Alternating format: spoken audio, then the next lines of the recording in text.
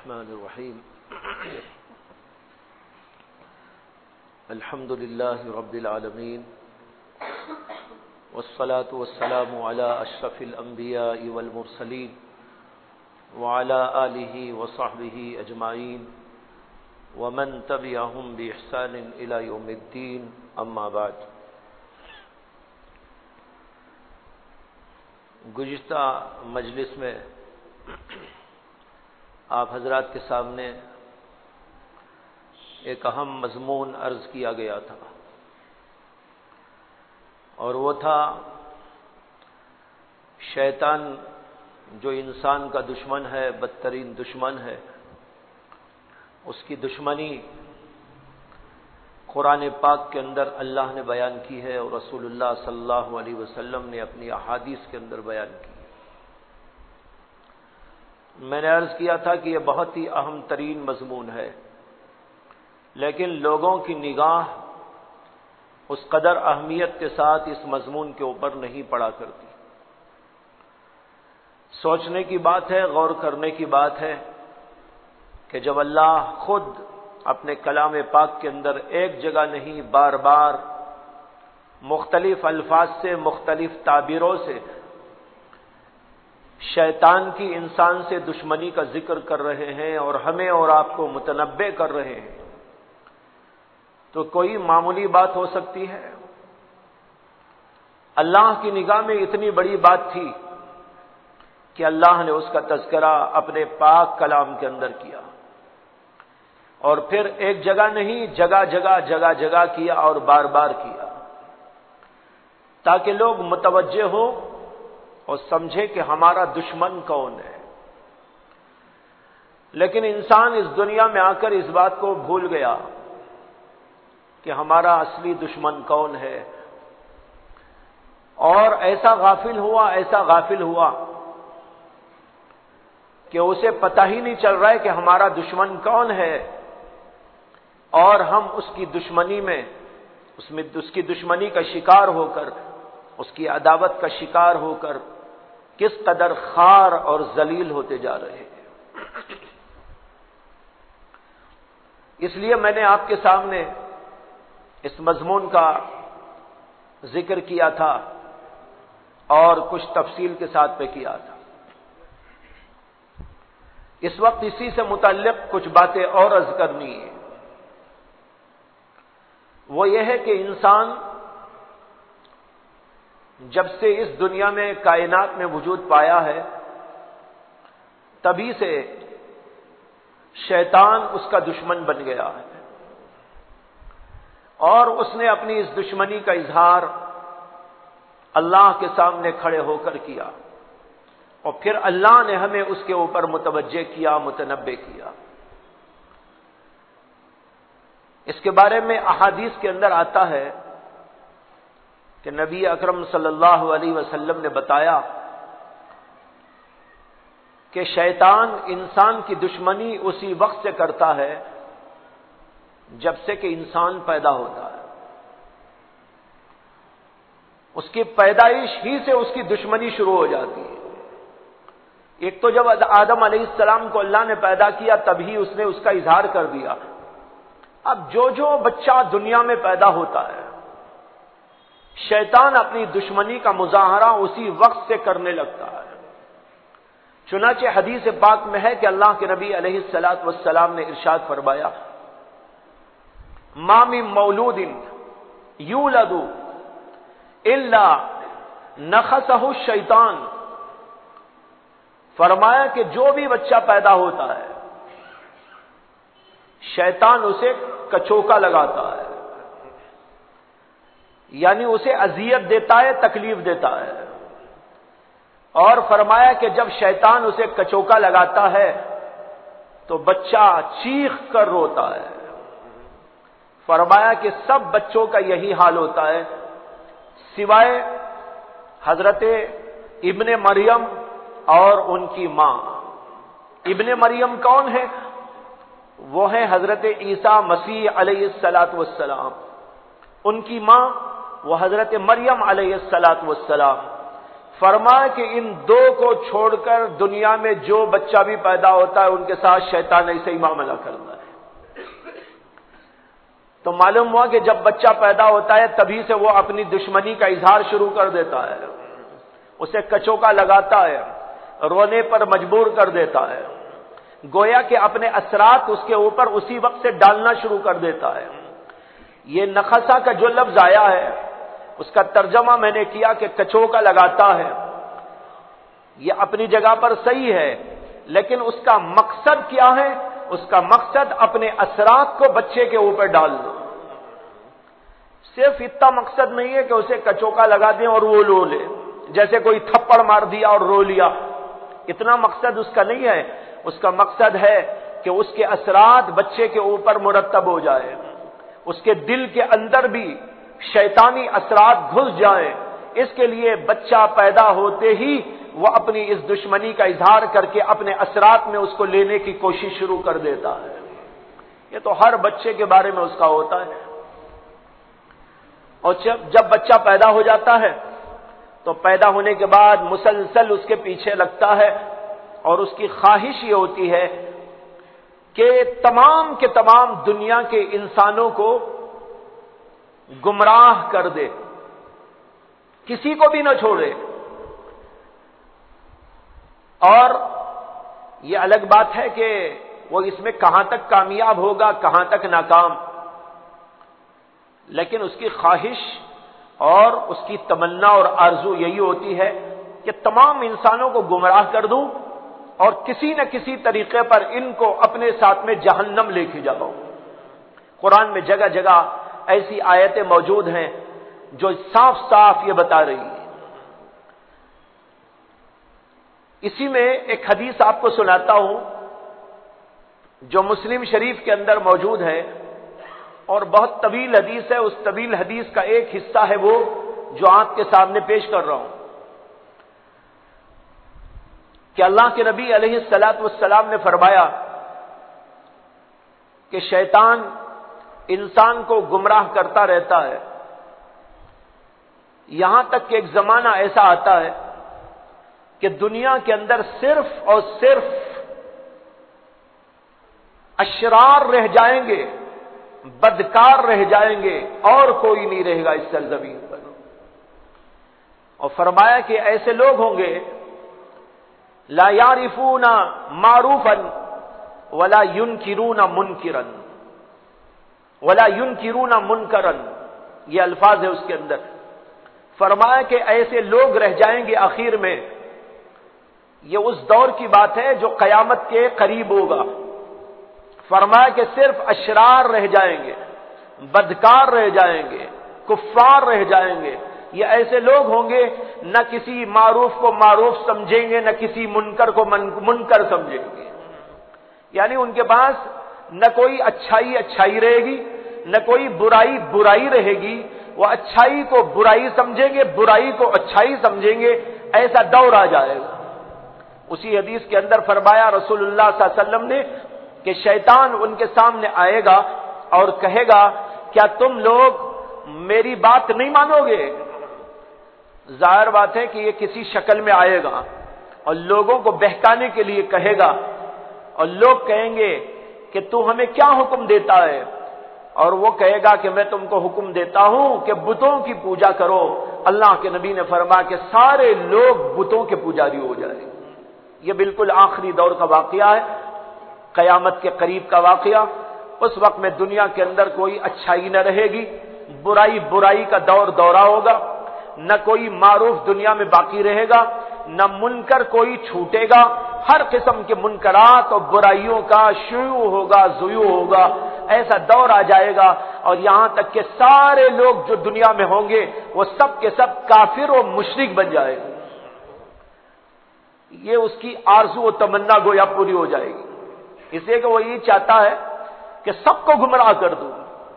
ایک وقت ایسا دیکھوں کہ دنیا کے اندر کوئی بھی ایسا نہ ہو جو اللہ اللہ کہتا ہو، کوئی بھی ایسا نہ ہو جو دین کی بات کہتا ہو، کوئی ایسا نہ ہو جو معروف کو جانتا ہو، کوئی ایسا نہ ہو جو منکر سے بچا ہوا ہو۔ یہاں تک کہ دور آ جائے گا اور پھر اسی کے بعد میں قیامت طاری ہونے والی ہے۔ دو حدیثیں میں نے آپ کے سامنے رکھی ہیں۔ پہلی حدیث سے معلوم ہوتا ہے ہر آدمی کے بارے میں وہ دشمنی کا مظاہرہ کرتا ہے۔ دوسری حدیث سے معلوم ہوتا ہے کہ اجتماعی طور پر بھی وہ اس بات کی کوشش کرتا ہے کہ سب انسانوں کو اپنے گھیراؤ میں لے لوں اور ان کو بدکار اور فاجر اور کافر اور مشرک بنا کر چھوڑ دوں۔ یہ آخری اس کی نہایت ہے، وہاں پر جا کر اس کا قصہ تمام ہو جائے۔ اس سے اس کی عداوت، دشمنی کا صاف صاف طور پر مظاہرہ ہو رہا ہے۔ اس کے بعد ایک بات یہ سمجھنے کی ہے کہ شیطان انسان کو کن کن طریقوں سے گمراہ کرتا ہے، اس کے راستے کیا ہیں، کہاں سے وہ آتا ہے، کس طریقے پر گمراہ کرتا ہے، کس طریقے پر وہ لوگوں کے مزاجوں کو بدل دیتا ہے، ایک بڑا اہم موضوع ہے، اور اس کے بارے میں پورے قرآن و حدیث کی آیات اور احادیث موجود ہیں۔ یہاں پر سب کو بیان تو نہیں کیا جا سکتا، لیکن چند باتوں کی طرف اشارہ کرتا ہوں تاکہ ہمیں یہ سمجھ میں آئے کہ شیطان ہمیں کیسا گمراہ کرنے آتا ہے، اور ہم نہیں سمجھ پاتے کہ وہ ہمیں گمراہ کرنے آیا ہے اور ہم کو گمراہی کے دلدل میں پھنسا رہا ہے اور اس کی کبھی ہاں میں ہاں ملا دیتے۔ قرآن پاک میں ایک جگہ پر اللہ تبارک و تعالی نے حضرت آدم علیہ السلام کی تخلیق کا تذکرہ فرماتے ہوئے یہ بتایا ہے کہ شیطان نے اللہ کے حکم پر سجدہ نہیں کیا، اور جب اللہ نے اس سے مطالبہ کیا اور اس کا محاسبہ کیا تو اس نے کہا کہ میں مٹی کے بنائے ہوئے پتلے کے سامنے کیوں سجدہ کروں، اسجد لمن خلقت طینا، جس کو آپ نے مٹی سے بنایا میں اس کے سامنے سجدہ کروں۔ اور پھر اس کے بعد اس نے کہا تھا کہ اگر کچھ مجھے قیامت تک مہلت مل جائے، اگر مجھے قیامت تک مہلت مل جائے تو جس کے واسطے آپ نے مجھے گمراہ قرار دیا ہے اس کی پوری ذریت کو میں اپنے داؤ پیچ میں لا کے چھوڑوں گا۔ لَأَحْتَنِكَنَّ ذُرِّيَّتَهُ إِلَّا قَلِيلًا، میں اپنے داؤ میں لے آؤں گا اس کی پوری ذریت کو، سوائے چند کے، چند رہ جائیں گے راہ ہدایت پر، چند رہ جائیں گے نیکی کے راستے پر، اسلام اور ایمان کے راستے پر، باقی سب کو میں اپنے داؤ میں لے آؤں۔ اللہ تعالیٰ نے اس کے جواب کے اندر فرمایا وَاسْتَفْزِزْ مَنِ اسْتَطَعْتَ مِنْهُمْ بِصَوْتِكَ، جسے تو گمراہ کر سکتا ہے اپنے داؤ میں لے سکتا ہے، اس کو اپنی آواز سے اپنے داؤ میں لے لے، اس کو گمراہ کر لے، اور اسی طرح تیرا جو کچھ بس چل سکتا ہے اس کے ذریعے تو ان کو راہ ہدایت سے ہٹا لے، لیکن یاد رکھنا کہ تجھ کو بھی اور تیرے ماننے والوں کو سب کو جہنم رسید کرو۔ یہاں پر یہ بات سمجھنے کی ہے کہ اللہ تعالیٰ نے ایک تو یہ فرمایا بِصَوْتِكَ، تیری آواز سے ان کو بہکا لے، اور کہا وَأَجْلِبْ عَلَيْهِمْ بِخَيْلِكَ وَرَجِلِكَ، اور اپنے سواروں اور اپنے پیادہ پا ان دونوں کو لے کر جیسا چاہے تو ان کو اپنے قبضے میں کر، وَشَارِكْهُمْ فِي الْأَمْوَالِ وَالْأَوْلَادِ، ان کی اولاد میں اور ان کے مالوں میں تو شریک ہو جا۔ یہاں پر چند چیزوں کی طرف اشارہ دیا ہے۔ یہ اشارہ کیا ہے کہ یہ اپنی آواز سے بہکائے گا اور کچھ اور داؤ پیچ ایسے اختیار کرے گا جس سے کہ لوگوں کو گمراہی کے دلدل میں پھنسا دے گا۔ علماء نے اس کی تفسیر کے اندر لکھا ہے کہ آواز سے مراد گانا بجانا ہے۔ اپنی آواز کیا ہے؟ شیطان کی آواز، یہ آواز گانا بجانا۔ ایک تفسیر اس کی یہ کی گئی، کئی تفسیریں ہیں اس کی، اور بعض لوگوں نے اس کو عام بھی رکھا ہے، ہر اس کی آواز۔ بعض لوگوں نے آواز سے وسوسے کو مراد لیا ہے، جو دل میں آواز ڈالتا ہے۔ وہ ظاہری آواز تو نہیں ہے لیکن باطنی آواز ہے، دل کے اندر آواز آ رہی ہے، فلاں کام کرو، فلاں کام کرو، فلاں کام کرو، فلاں برائی میں چلے جاؤ، فلاں غلط کام کو کر لو، یہ دل کے اندر آواز ڈالتا رہتا ہے۔ اگر یہاں پر ہم اس کی تفصیل لیتے ہیں، گانا بجانا، اور بیشتر مفسرین نے اس کا یہی مطلب بیان کیا ہے، تو اس سے معلوم ہوتا ہے کہ گانے بجانے سے انسانوں کو بہکاتا ہے۔ لیکن آج کتنے لوگ ہیں جو گانے بجانے سے بچے ہوئے؟ گانا بجانا غیروں کے ہاں ہے، مسلمانوں کے پاس بھی ہے، اور جب سے کہ موبائل فون کا سلسلہ شروع ہوا ہے، اچھے اچھے لوگ اس کے اندر ملوث ہو گئے۔ گانا ہے، بجانا ہے، الٹی سیدھی باتیں ہیں، ان چیزوں کے اندر لوگ ملوث ہوتے جا رہے ہیں۔ اسی لیے حدیث کے اندر آتا ہے کہ نبی اکرم صلی اللہ علیہ وسلم نے فرمایا کہ گانا بجانا دل کے اندر نفاق پیدا کرتا ہے۔ جب نفاق آ گیا، نفاق کیا ہے؟ کفر کو کہتے ہیں۔ نفاق میں اور کفر میں فرق یہ ہے کہ نفاق چھپا ہوا ہوتا ہے اور کفر ظاہر ہوتا ہے۔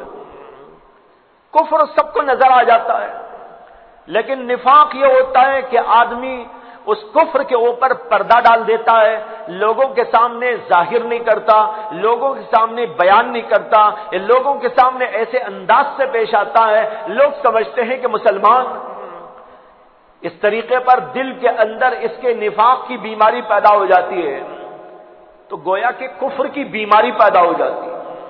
کفر میں، نفاق میں بنیادی طور پر کوئی فرق نہیں ہے۔ اسی لیے تو قرآن کریم نے فرمایا ہے وَمِنَ النَّاسِ مَن يَقُولُ آمَنَّا بِاللَّهِ وَبِالْيَوْمِ الْآخِرِ وَمَا هُمْ بِمُؤْمِنِينَ، لوگوں میں سے ایسے لوگ ہیں جو زبانوں سے کہتے ہیں ہم ایمان لائے اللہ پر اور آخرت کے دن پر، حالانکہ وہ ایمان والے نہیں ہیں۔ دیکھیے اللہ نفی کر رہے ہیں، وہ ایمان والے نہیں ہیں، وہ تو کفر والے ہیں، لیکن اس کے باوجود ان کا دعویٰ ہے کہ ہم ایمان والے ہیں، تو انہوں نے دعوے ایمان کے پردے میں اپنے کفر کو چھپا دیا تھا۔ زبان سے بول رہے ہیں کہ ایمان والے، اور دل کے اندر چھپا ہوا ہے کفر، اس لیے ان کا نام ہو گیا منافق۔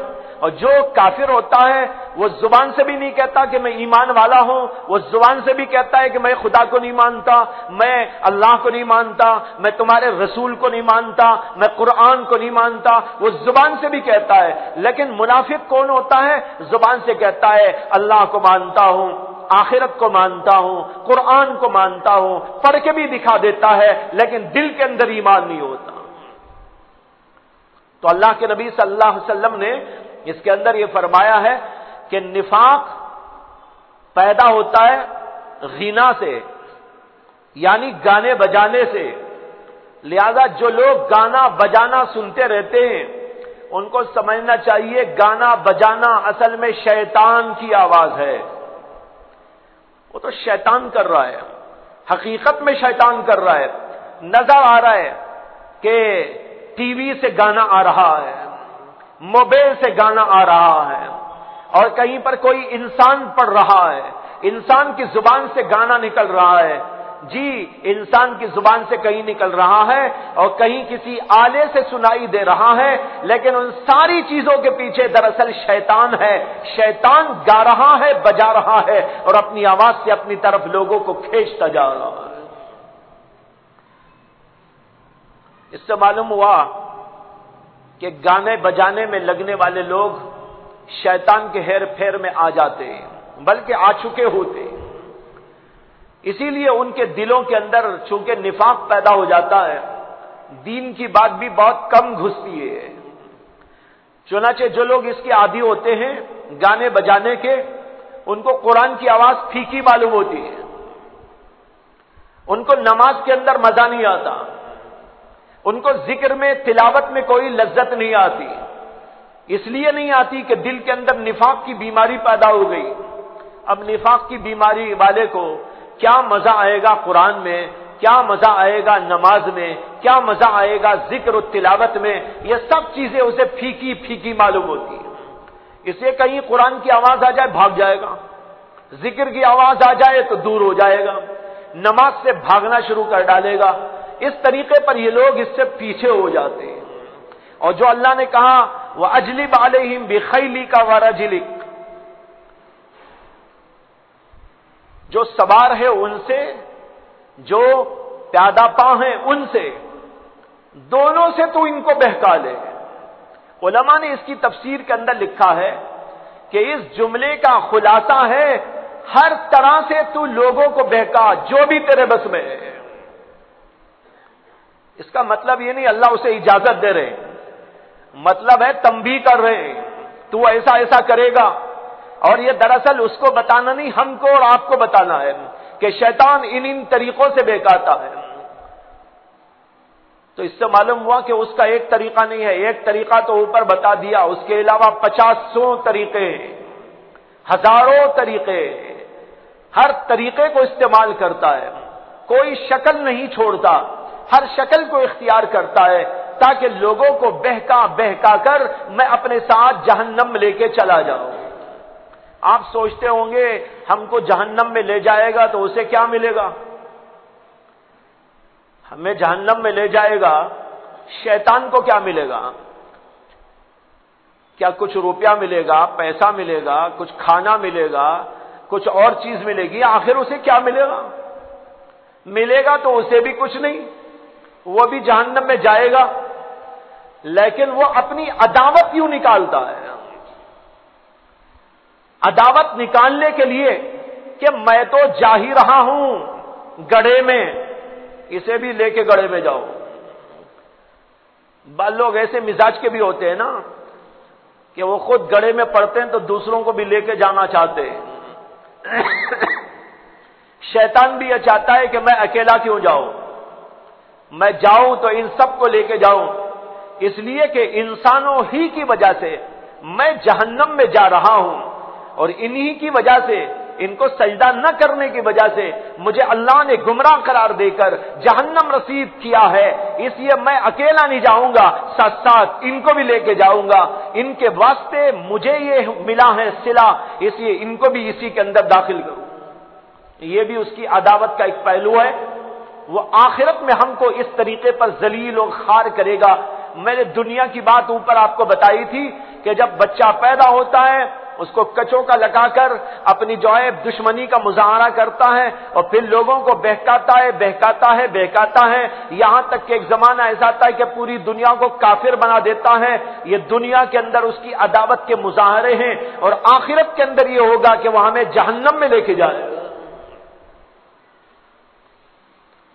قرآن پاک کے اندر ایک اور جگہ پر اللہ تعالیٰ نے فرمایا ہے وَقَالَ الشَّيْطَانُ لَمَّا قُضِيَ الْأَمْرُ إِنَّ اللَّهَ وَعَدَكُمْ وَعْدَ الْحَقِّ وَوَعَدتُّكُمْ فَأَخْلَفْتُكُمْ۔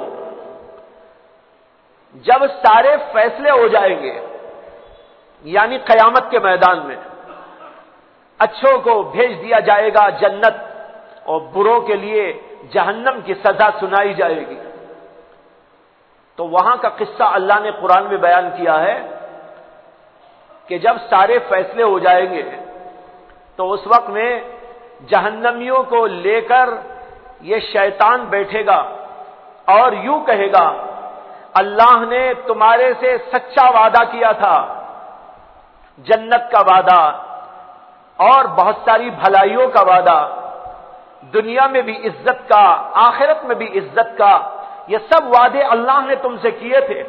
ان اللہ وعدکم وعد الحق، اور کہے گا ووعدتکم فاخلفتکم، اور میں نے بھی تم سے وعدہ کیا تھا، میں نے بھی کہا تھا یہ کرو گے یہ ملے گا، وہ کرو گے یہ ملے گا، لیکن میں تو اپنے وعدے میں سچا نہیں ہوں۔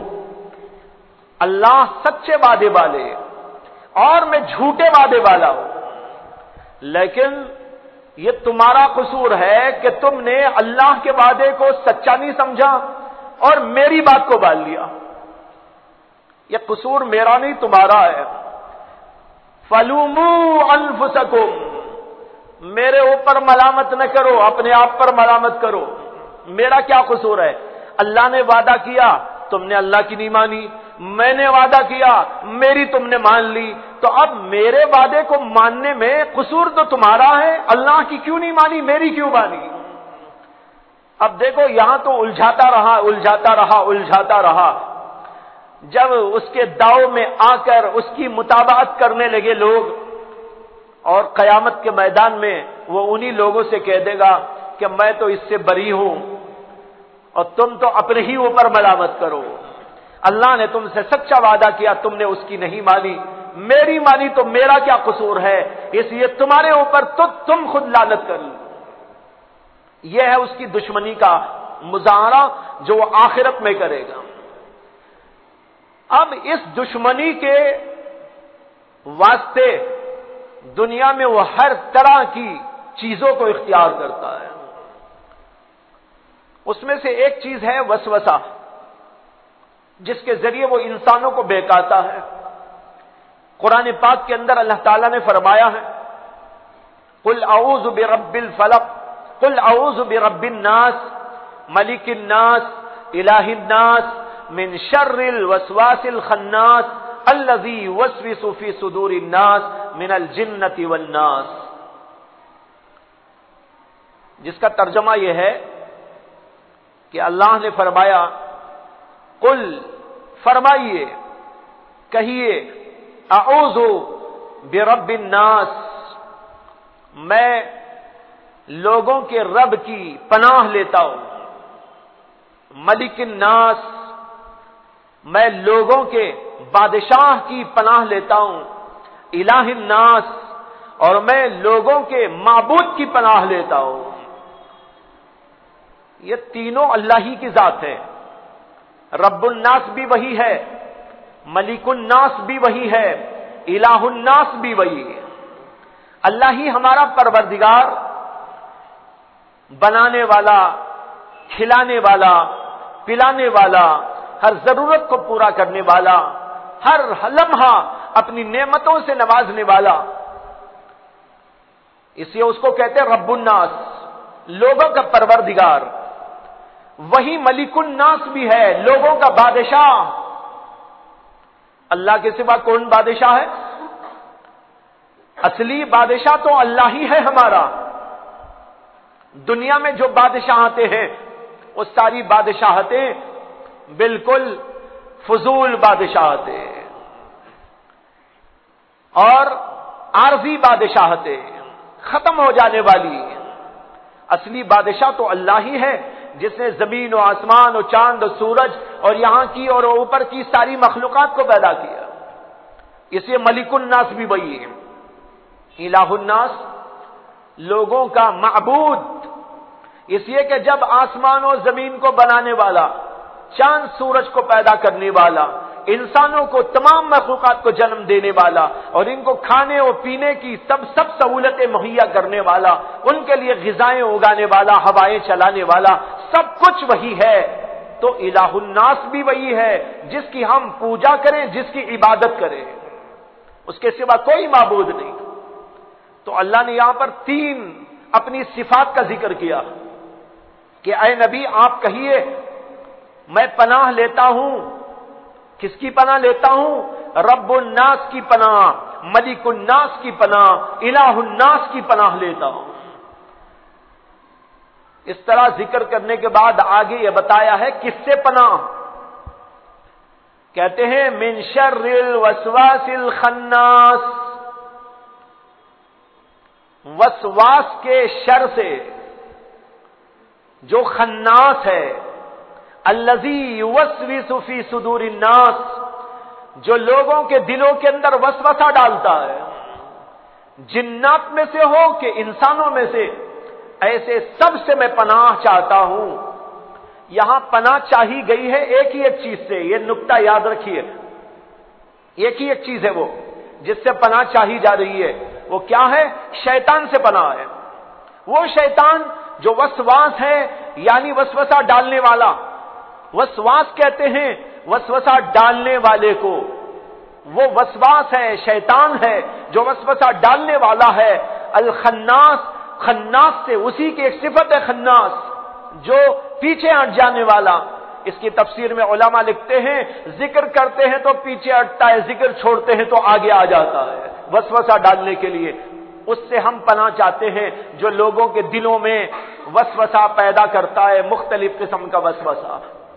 دیکھو ایک ہی چیز سے پناہ چاہیے، لیکن اس ایک کا شر اتنا بڑا ہوا تھا کہ اس سے پناہ چاہنے کے لیے اللہ کی 3 صفتوں کو استعمال کرنے کی تعلیم ہے۔ رب الناس، ملک الناس، الہ الناس کی پناہ۔ اللہ کی 3 صفتوں کو بیان کر کے پناہ چاہی جا رہی ہے، اور چاہی جا رہی ہے ایک ہی چیز سے پناہ، وہ ہے شیطان کے وسوسے سے۔ معلوم ہوا کہ بہت بڑا شر ہے اس کا، اس لیے اللہ کی 3 صفتوں کو استعمال کرنے کی تعلیم دی گئی۔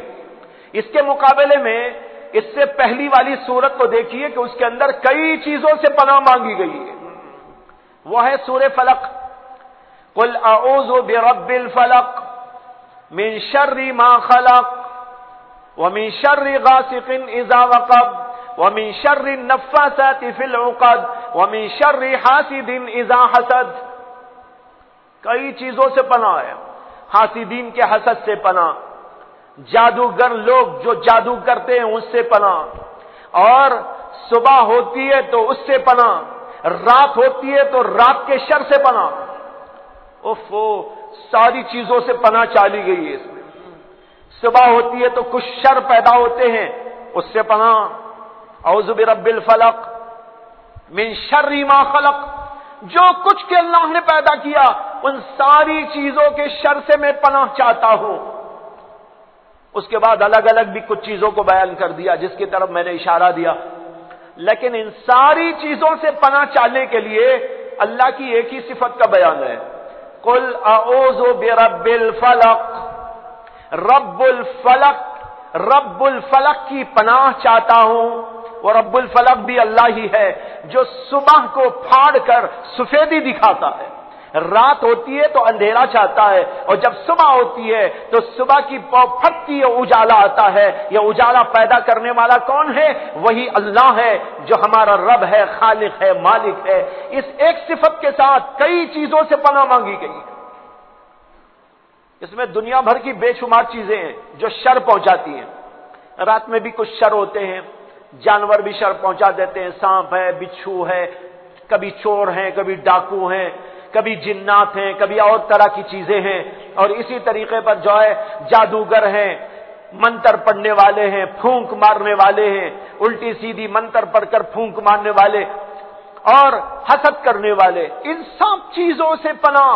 لیکن ان سب چیزوں سے پناہ مانگنے کے لیے اللہ کی ایک ہی صفت کا بیان ہے۔ کیوں؟ دونوں میں فرق یہ ہے کہ سورہ فلق کے اندر جتنی بھی چیزیں ہیں وہ ہمارے دنیا کا نقصان پہنچاتی ہے۔ جادوگر کیا نقصان پہنچائے گا بھائی؟ ہو سکتا ہے جادو کے ذریعے مال کا نقصان پہنچا دے، جان کا نقصان پہنچا دے، صحت کو نقصان پہنچا دے، یا اور طرح کا کوئی نقصان پہنچا دے۔ اسی طریقے پر جو ہے جادوگر لوگ ہوتے ہیں وہ بھی اسی طرح حسد کرنے والے ہوتے ہیں، وہ بھی دنیا کی کچھ چیزوں میں ہم کو نقصان پہنچا سکتے ہیں اور الٹی سیدھی کر کے ہماری کچھ دنیا کا بگاڑ پیدا کر سکتے ہیں۔ اسی طرح جانور نقصان پہنچائے گا تو کیا پہنچائے گا؟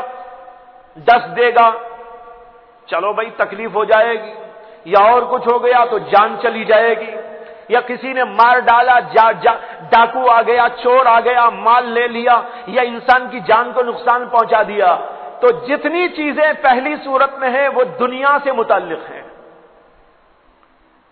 دنیا کے نقصانات سے بچنے کے لیے اللہ نے یہ صورت ہم کو دی ہے کہ تم اللہ سے یوں عرض کرو، اللہ کی پناہ میں آ جاؤ، اے اللہ میں رب الفلق کی پناہ چاہتا ہوں تمام چیزوں کے شر سے، جس کو بھی آپ نے پیدا کیا ہے، وہ رات میں ہوتی ہو کہ دن میں ہوتی ہو، جادو کے ذریعے ہوتی ہو کہ حسد کے ذریعے ہوتی ہو، جانوروں کے ذریعے ہوتی ہو یا انسانوں کے ذریعے ہوتی ہو، اے اللہ میں ان ساری چیزوں سے پناہ چاہتا ہوں۔ تو یہ کون سی چیزیں ہوئی؟ دنیاوی چیزیں ہوئی۔ دنیاوی چیزوں سے پناہ کے لیے یہ ہے صورت۔ لیکن شیطان جو ضرر و نقصان پہنچاتا ہے وہ ہمارے دین کا نقصان ہے۔ اس لیے وہاں پناہ ایک ہی شیطان سے مانگی گئی، لیکن اللہ کی 3 صفتوں کو بیان کیا گیا۔ اللہ کی 3 صفتوں سے تم اپنے آپ کو پناہ میں لے لو اور شیطان کے شر سے پناہ میں آ جاؤ۔ معلوم ہوا بڑا شر ہے شیطان کا۔ لوگ جو ہے دنیا کے شر کو تو بہت سمجھ رہے ہیں، ارے بھائی جادو کر دیں گے، عاملوں کے پیچھے بھاگ رہے ہیں، حضرت عمل کر دیجئے، فلاں آدمی ہمیں جادو کر رہا ہے، ہمارے اوپر منتر پڑ رہا ہے اور یوں ہو گیا ہے، یوں ہو گیا ہے، ہمارا بچہ مر گیا اور فلاں کچھ ہو گیا، طبیعت خراب ہو گئی، دکان میں نقصان ہو گیا، اور وہ ہمارا حاسد ہے، حسد کرنے والا، ذرا اس کے حسد کا جو ہے اسے ٹھکانہ لگا دیجئے اور ایسا کر دیجئے، ویسا کر دیجئے، اس نے ہمیں بڑا نقصان پہنچا دیا۔ اور اسی طرح چوروں کا ڈر، ڈاکوؤں کا ڈر، اس لیے ہم محفوظ کرتے ہیں اپنے سامانوں کو، تالا لگاتے ہیں، گھر بڑا بھاری بناتے ہیں، دروازہ بڑا عالیشان بناتے ہیں، اس کے ساتھ بڑا مضبوط بناتے ہیں، کوئی چور نہ آ جائے، ڈاکو نہ آ جائے، اور چیزیں رکھتے ہیں تو اس کے لیے بھی الگ الگ انتظام کرتے ہیں کہ کپڑے یہاں رکھنا ہے، لیکن کپڑے جہاں رکھتے ہیں وہاں پیسہ نہیں رکھتے ہیں؟ نہیں، کپڑے تو رکھ دیتے ہیں لیکن پیسہ رکھنے کے لیے الگ ٹریجری ہوتی ہے، وہاں بھی نہیں رکھ سکتے تو بینک میں لے جا کے رکھتے ہیں۔ کتنی حفاظت ہو رہی ہے، جان کی حفاظت، صحت کی حفاظت، چوروں ڈاکوؤں سے اپنے مال و جائیداد کی حفاظت، اپنے کپڑوں کی حفاظت، اپنی عزت کی حفاظت، ان ساری چیزوں کی حفاظت پر تو ہم لوگ بڑے حساس ہیں، اور ہم کو فکر ہوتا ہے کہ بھئی ان سب چیزوں پر ہم لوگوں کو بہت چوکنا رہنے کی ضرورت ہے، حالانکہ ان کا شر تو ہماری جان تک، مال تک ہے۔ لیکن شیطان کا جو شر ہوتا ہے، جو وسوسہ ڈال کر ہم کو گمراہ کرتا ہے، وہ شر تو ہمارے دین کا ہے، دینی غارت ہو جائے گا۔ لیکن اس کے لیے ہم نے کیا کیا؟ اس کے بچاؤ کی کیا سبیل ہم نے پیدا کی؟ کبھی کم از کم یہ سورت ہی ہم پڑھ لیتے ہیں، سوچ کر اے اللہ میں اس کی پناہ چاہتا ہوں، کہیں یہ مجھے وسوسے میں نہ ڈال دے، کہیں یہ میرے ایمان کو ضائع نہ کر دے، اے اللہ کہیں مجھے بے ایمان نہ بنا ڈالے، اے اللہ میرے دین کے اندر کوئی نقصان نہ پیدا فرما دے، اس لیے میں تیری پناہ چاہتا ہوں۔ اعوذ برب الفلق، اعوذ برب الناس، ملک الناس، الہ الناس، من شر الوسواس الخناس۔ کم از کم یہ سورت پڑھ کر اپنے آپ پر پھونک کر اور اللہ سے دعائیں کر کے سوتے ہو، اٹھتے ہو۔ بھائیو، بہت سارے لوگ ہیں جو ایسا نہیں کرتے، کرنے والے کرتے ہیں کچھ لوگ، لیکن میں عمومی بات کر رہا ہوں، کچھ لوگوں کی بات نہیں کر رہا ہوں۔ تو آپ دیکھیے دو کا تقابل، کہ ہمیں دنیا کا نقصان ہوتا ہے یا دنیا کے نقصان کا اندیشہ ہوتا ہے تو ہم بڑے چوکنا ہوتے ہیں اور اس کی حفاظت کا پورا سامان بناتے ہیں، تجوری بناتے ہیں، ٹریجری بناتے ہیں، گھر کے دروازے بناتے ہیں، عمارت عالیشان اور مضبوط تر بناتے ہیں، ہر چیز کو اپنی اپنی جگہ پر محفوظ کرتے ہیں، اپنے جان کے لیے بھی اور اپنے مال کے لیے بھی تحفظ کا سارا سامان پیدا کرتے ہیں۔ لیکن شیطان جو اتنا بڑا شر پھیلانے والا، یہاں تک کہ ہمارے ایمان پہ ڈاکہ ڈالنے والا، اور وہ اس کا ذکر اللہ نے قرآن میں جگہ جگہ کر کے ہم کو تنبیہ بھی کر دی، اس سے بچنے کے لیے ہم کبھی سوچنے بھی تیار نہیں۔ لا حول ولا قوت الا باللہ۔ اتنے بڑے دشمن سے ہم جو ہے اپنے آپ کو اللہ کی پناہ میں نہیں لے جانا چاہتے، اپنے آپ کو بچانا نہیں چاہتے، تو ہم سے زیادہ بدترین بے وقوف کون ہے؟ کتنے بڑے بے وقوف ہیں، مال کی حفاظت کر رہے ہیں، جان کی حفاظت کر رہے ہیں، لیکن ہم اس کی حفاظت اپنے جو ہے ایمان کی حفاظت کرنے کے لیے تیار نہیں۔ اس شیطان کو ہم نے کھلے چھوڑ دیا ہے، آتے رہو، مارتے رہو، ہمیں الٹا سیدھا کرتے رہو، یہ ہمارا حال ہے۔ جیسے ہم محاورہ کہتے ہیں، آ بیل مجھے مار، محاورے میں لوگ کہتے ہیں کہ بھائی بعض لوگ ایسے ہوتے ہیں، آ بیل مجھے مار، جیسے وہ چھوڑ دیا بیل کو کہ آ مجھے مار، ہم نے شیطان کو چھوڑ دیا، آ میرے اوپر حملہ کر، میرے دل میں وسوسہ ڈال، مجھے کوئی فکر تیرے سے نہیں، چوروں کی فکر ہے، ڈاکوؤں کا ڈر ہے، چیزوں کا ڈر ہے، انسانوں کا ڈر ہے، اور اسی طریقے پر جادو منتر پڑھنے والوں کا ڈر ہے، لیکن ہمیں ڈر شیطان کا نہیں ہے کہ وہ ہم کو کس طرح ہمارے ایمان سے محروم کر کے کافر بنانے کے لیے بیٹھا ہوا ہے۔ یہ ہے بھائیو اس آیت کا مضمون، اس سورت کا مضمون، من شر الوسواس الخناس الذی یوسوس فی صدور الناس۔ اور خاص طور پر اس طرح قرآن میں ایک سورت مستقل اسی پر ہے، اور اس میں کوئی مضمون نہیں ہے، یہ غور کر لیجئے۔ اس سورت میں سوائے شیطان کے وسوسے کے شر کی بات کے کچھ مضمون نہیں ہے، ایک ہی ایک مضمون، اس کے لیے مستقل سورت نازل کر دی گئی ہے، اور یہ قرآن کی آخری سورت ہے۔ یہاں آ کر اللہ نے اپنے کلام کو ختم کیا، گویا کہ بتایا میں آخری تنبیہ تم کو کر دیا ہوں، بہت باتیں بتایا ہوں۔ اس کی مثال ایسے سمجھو جیسے ایک آدمی، ایک باپ اپنے بچوں کو کہیں رخصت کر رہا ہو اور ان کو ہدایات دے رہا ہو، بھئی تم کو جانا ہے، وہاں وہ کام کرنا ہے، ان سے ملاقات کرنا ہے، پھر اس کے بعد وہاں تم کو جانا ہے، اس شہر میں جانا ہے، پھر وہاں ان سے ملاقات کرنا ہے، قیام وہاں پر کرنا ہے، لیکن دیکھو وہاں ذرا ایسا بچ کے رہنا ہے، وہاں یہ خطرہ ہے، یہ پریشانیاں ہیں۔ یہ سب کہنے کے بعد وہ کہتا ہے بھئی آخری بات کہہ رہا ہوں، اس کو پوری طرح ذہن میں رکھنا۔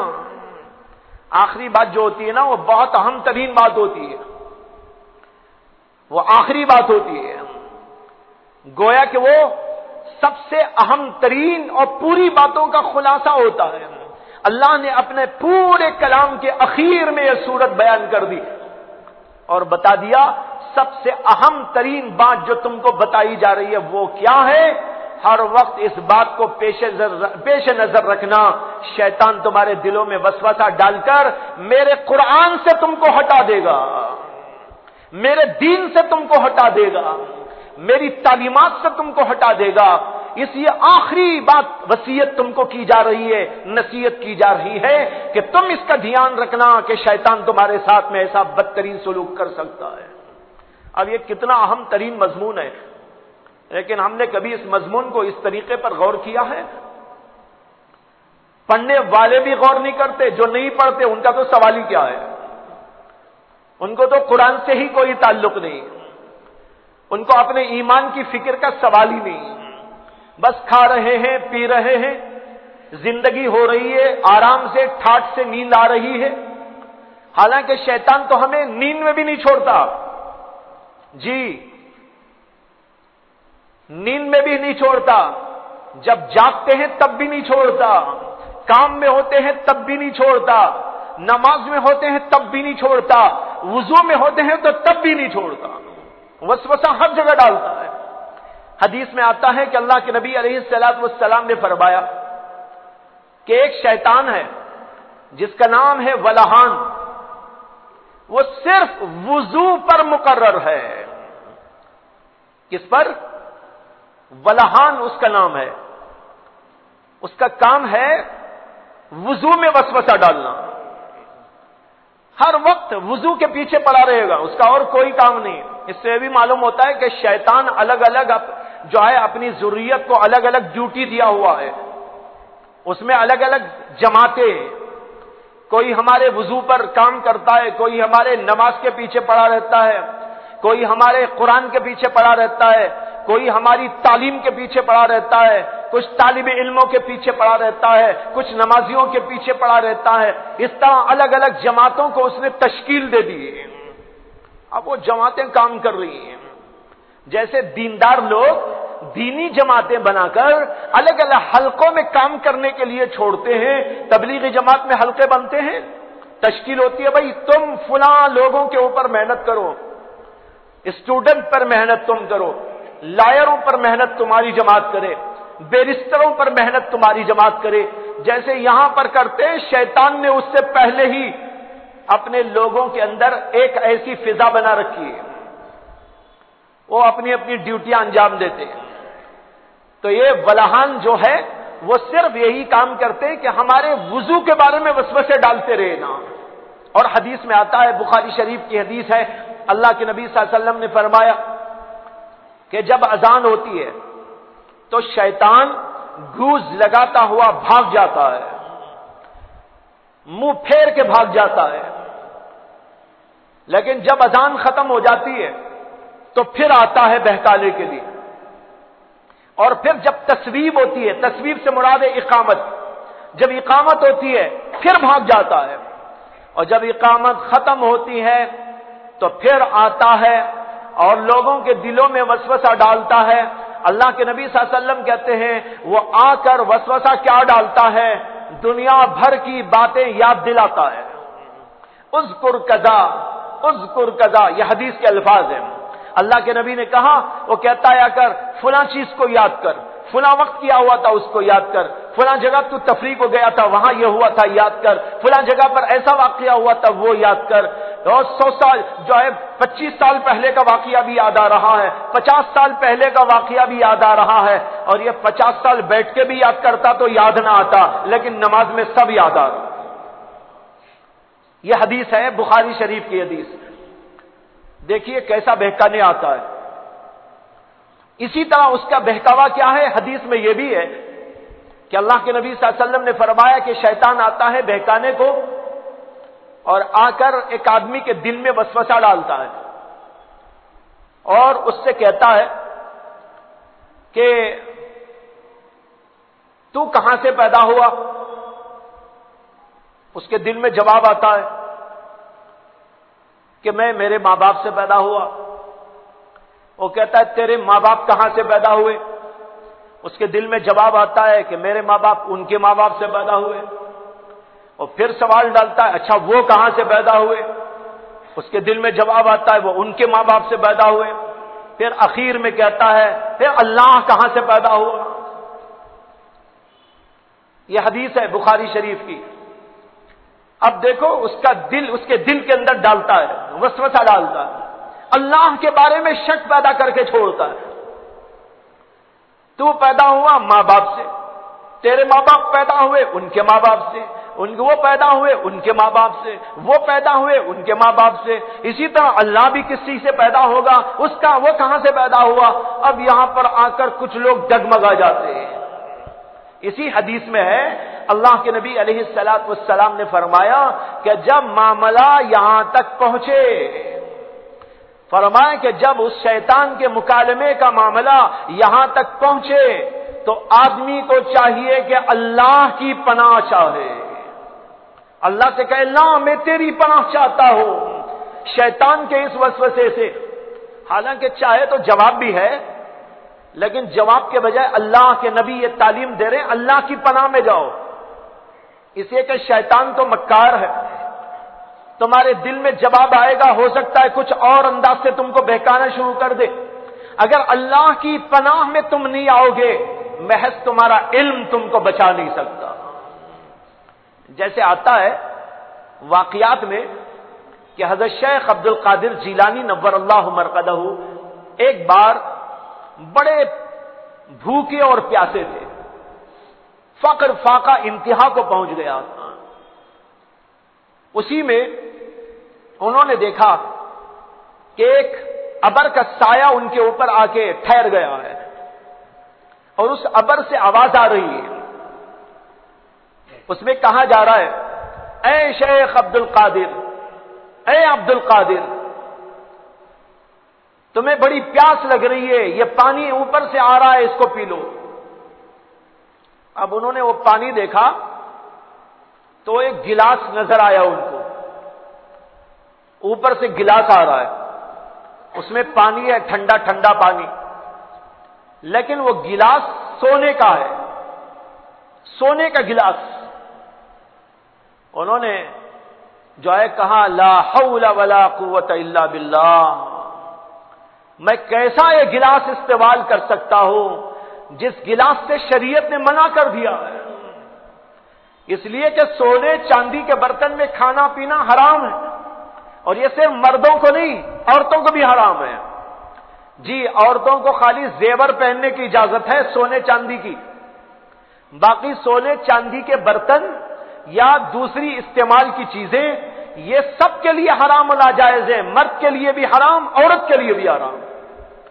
تو شیخ نے کہا میں اس گلاس میں کیسے پانی پی سکتا ہوں جو شریعت کے خلاف ہے؟ یہ تو شیطان معلوم ہوتا ہے، لا حول ولا قوت الا باللہ۔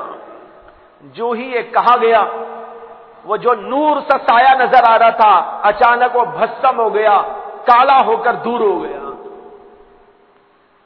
کچھ ہی دیر میں پھر ویسے ہی صورت بنی اور اس کے اندر سے آواز آئی اور اس کے اندر کہا گیا کہ اے عبد القادر، تیرے علم نے تجھ کو بچا لیا۔ حضرت شیخ نے کہا لا حول ولا قوت الا باللہ، میرے علم نے نہیں، میرے خدا نے مجھ کو بچایا۔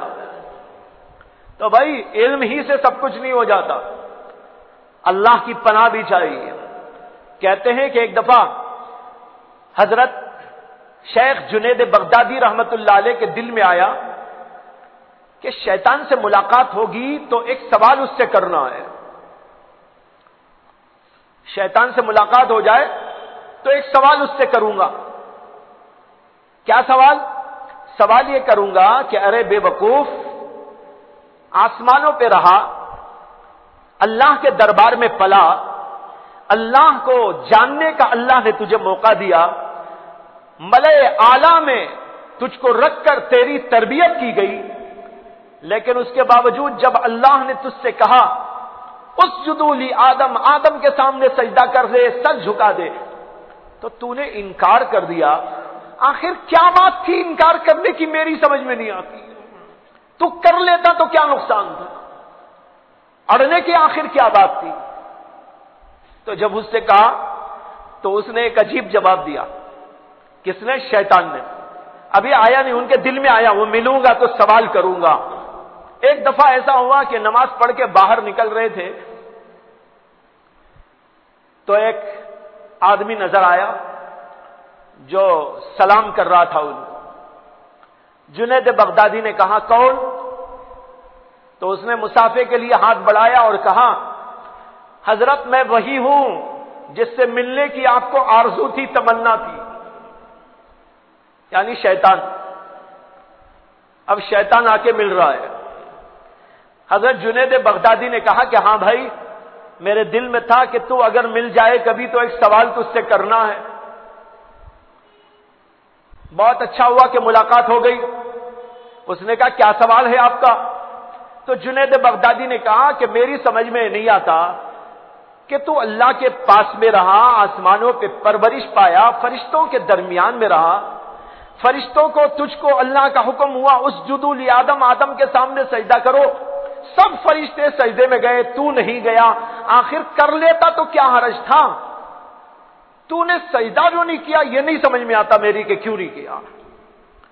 تو اس نے جواب بڑا عجیب دیا۔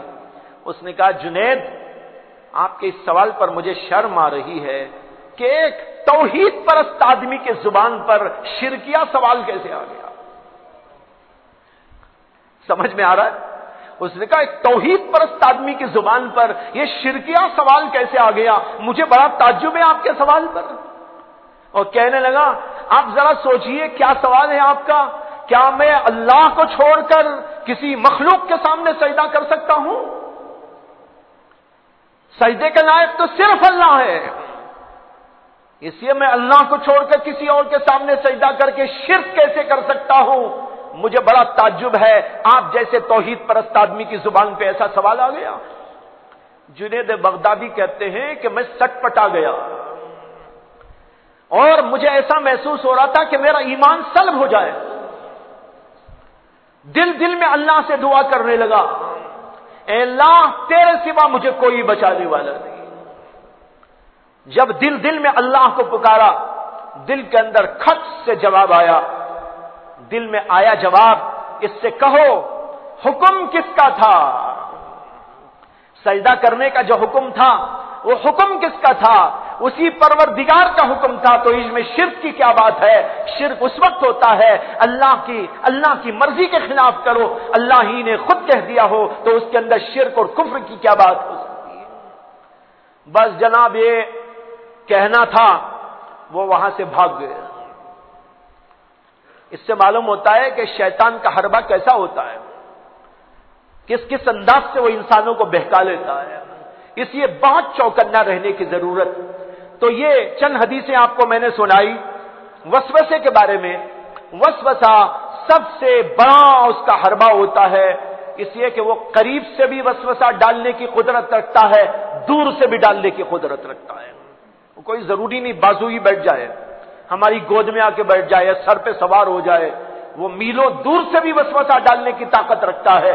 اس لیے بہت چوکنا رہنا چاہیے، اس کا وسوسہ بڑا خطرناک ہوتا ہے۔ کبھی اللہ کے بارے میں وسوسہ ڈال دے گا، کبھی رسول اللہ کے بارے میں وسوسہ ڈال دے گا، کبھی دین کے کسی حکم کے بارے میں وسوسہ ڈال دے گا، کبھی قرآن کے بارے میں وسوسہ ڈال دے گا، کبھی نیکیوں کے بارے میں وسوسہ ڈال دے گا، اور کبھی برائیوں کو اچھا بنا کر پیش کر کے وسوسہ ڈال دے گا۔ اس طریقے پر وسوسہ بہت بڑا حربہ ہے شیطان کا، جس سے وہ انسانوں کو روزانہ شکار کرتا رہتا ہے۔ صرف انہی وسوسوں سے کتنے لوگ کافر بن جاتے ہیں، کتنے لوگ مشرک بن جاتے ہیں، کتنے لوگ دین میں ڈگمگا جاتے ہیں، اور کتنے لوگ ہیں جو دین پر استقامت رکھتے تھے، وسوسہ آنے کے بعد ڈگمگاہٹ میں مبتلا ہو گئے۔ تو اس طریقے پر شیطان ہم کو اور آپ کو بہکانے کی کوشش کرتا ہے، اس لیے شیطان کے حربوں کو اور اس کے طریقوں کو سمجھنے کی ضرورت ہوتی ہے۔ اسی لیے اس عنوان کے تحت میں کچھ چیزیں عرض کی گئی، اور بھی بہت ساری چیزیں ہیں، میں انشاءاللہ ان کو اگلے ہفتوں میں پیش کرنے کی کوشش کروں گا۔ وآخر دعوانا الحمدللہ رب العالمین۔ اللهم صل على سيدنا مولانا محمد وعلى آل سيدنا مولانا محمد وبارك وسلم۔ ربنا آتنا في الدنيا حسنة وفي الآخرة حسنة وقنا عذاب النار۔ ربنا لا تزغ قلوبنا بعد إذ هديتنا وهب لنا من لدنك رحمة إنك أنت الوهاب۔ ربنا لا تجعلنا فتنة للقوم الظالمين ونجنا برحمتك من القوم الكافرين۔ ربنا لا تؤاخذنا إن نسينا أو أخطأنا۔ ربنا ولا تحمل علينا إصرا كما حملته على الذين من قبلنا۔ ربنا ولا تحملنا ما لا طاقة لنا به واعف عنا واغفر لنا وارحمنا أنت مولانا فانصرنا على القوم الكافرين۔ سبحان ربك رب العزة عما يصفون وسلام على المرسلين والحمد لله رب العالمين۔